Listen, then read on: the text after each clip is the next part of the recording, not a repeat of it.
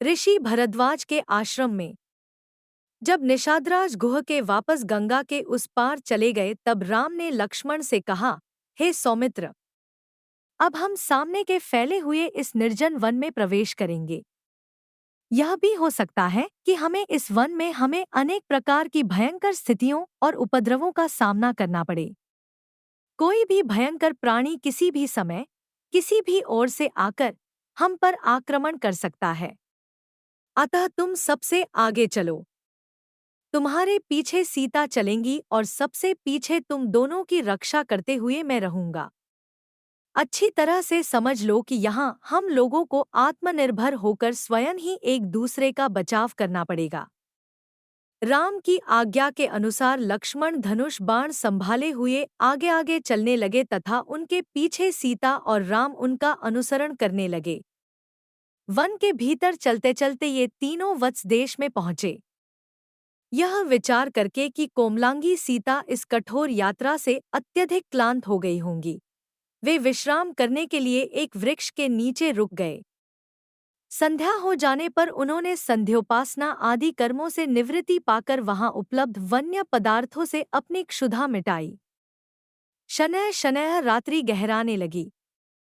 राम लक्ष्मण से बोले, भैया लक्ष्मण, इस निर्जन वन में आज हमारी यह प्रथम रात्रि है। जानकी की रक्षा का दायित्व हम दोनों भाइयों पर ही है, इसलिए तुम सिंह की भांति निर्भय एवं सतर्क रहना। ध्यान से सुनो, कुछ दूरी पर अनेक प्रकार के हिंसक प्राणियों के स्वर सुनाई दे रहे हैं। किसी भी क्षण वे इधर आकर तनिक भी अवसर पाकर हम पर आक्रमण कर सकते हैं। इसलिए हे वीर शिरोमणि, किसी भी अवस्था किंचित भी असावधान मत होना। फिर विषय को परिवर्तित करते हुए वे बोले, आज पिताजी अयोध्या में बहुत दुखी हो रहे होंगे और माता कैकेयी उतनी ही आनंदित हो रही होंगी। अपने पुत्र को सिंहासनारूढ़ करने के लिए कैकेयी कुछ भी कर सकती हैं। रह रह कर मेरे मन में एक आशंका उठती है कि कहीं वे पिताजी के भी प्राण छल से न ले लें। धर्म से पतित और लोभ के वशीभूत हुआ मनुष्य भला क्या कुछ नहीं कर सकता। ईश्वर न करे कि ऐसा हो, अन्यथा वृद्धा माता कौसल्या भी पिताजी के और हमारे वियोग में अपने प्राण त्याग देंगी। इस अन्याय को देखकर मेरे हृदय में अवर्णनीय वेदना होती है।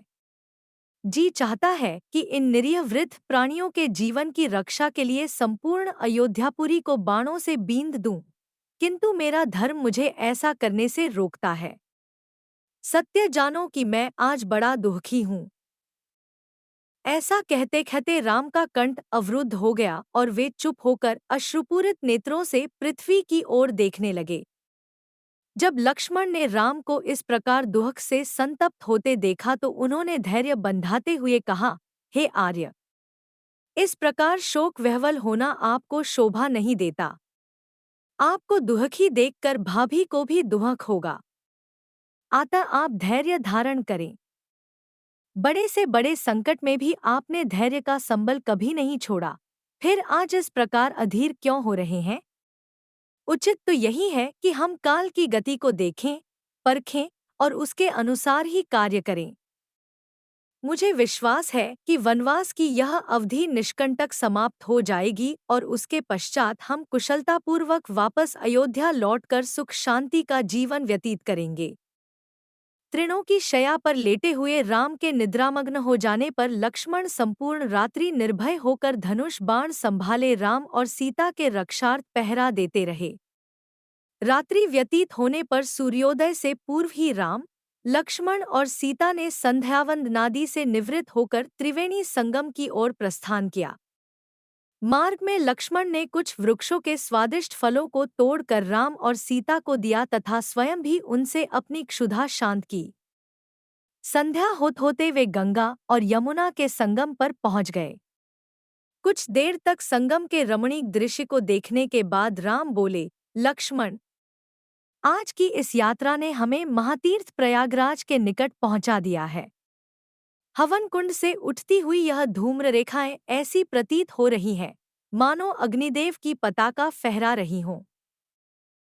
हवन के इस धुएं की स्वास्थ्यवर्धक सुगंधि से संपूर्ण वायुमंडल आपूरित हो रहा है। मुझे ऐसा प्रतीत होता है कि हम महर्षि भरद्वाज के आश्रम के आसपास पहुंच चुके हैं। संगम की उस पवित्र स्थली में गंगा और यमुना दोनों ही नदियां कलकल नाद करती हुई प्रवाहित हो रही थी। निकट ही महर्षि भरद्वाज का आश्रम था।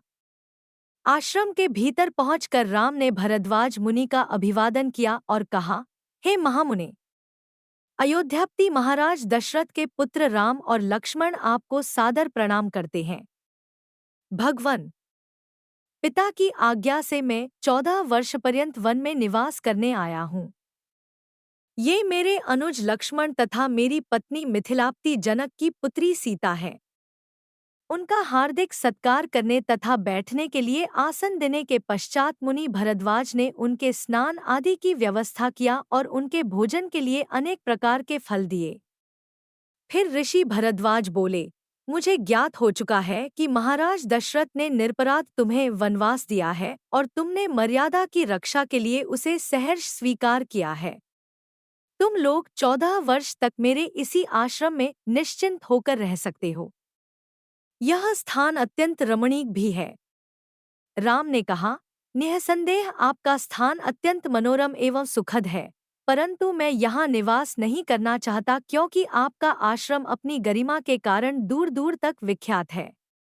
मेरे यहाँ निवास करने की सूचना अवश्य ही अयोध्यावासियों को मिल जाएगी और उनका यहाँ तांता लग जाएगा। इस प्रकार हमारे तपस्वी धर्म में बाधा पड़ेगी। आपको भी इससे असुविधा होगी। अतएव आप कृपा करके हमें कोई अन्य स्थान के विषय में बताइए जो एकांत में हो और जहाँ सीता का मन भी लगा रहे।